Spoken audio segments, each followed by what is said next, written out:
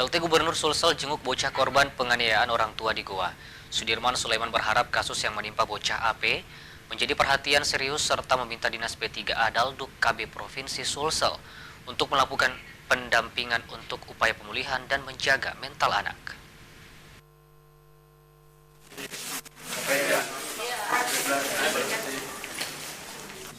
Bocah perempuan berusia 6 tahun itu hanya berbaring menyamping saat dikunjungi oleh pelaksana tugas PLT Gubernur Sulawesi Selatan, Andi Sudirman Sulaiman. Ia menjenguk bocah berinisial AP yang menjadi korban dugaan penganiayaan orang tuanya di Kabupaten Goa. Andi Sudirman yang baru saja menyelesaikan aktivitasnya di kantor gubernur langsung bertolak di RSUD Syekh Yusuf Goa Senin malam 6 September 2021.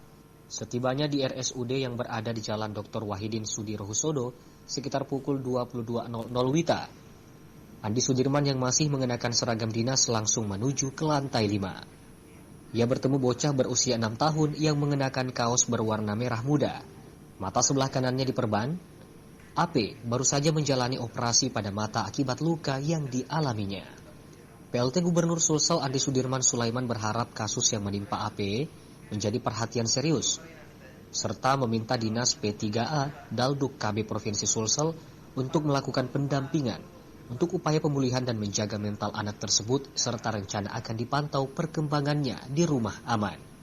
Tentu kita tadi minta supaya ada pendampingan DP3A dan juga Kabupaten Kapolsek kita bersama DP3A juga supaya dibicarakan baik-baik. Tapi paling penting sekarang penanganan dulu untuk masalah matanya ya biar. Tapi alhamdulillah sudah ada tadi pemerintah bahwa untuk masalah korneanya tidak ada masalah, cuma masalah ada sedikit di sekitaran itu yang robek atau apa ya, harus di ini penanganan yang baik ya. Untuk ke depan ini korban akan dibawa kemari kalau sudah selesai dirawat? Tentu kita tidak kembalikan ke sana dulu ya, karena proses pendampingan dulu, rumah ini dan sebagainya di rumah aman lah. Ya, untuk kita pantau terus perkembangannya. Ya.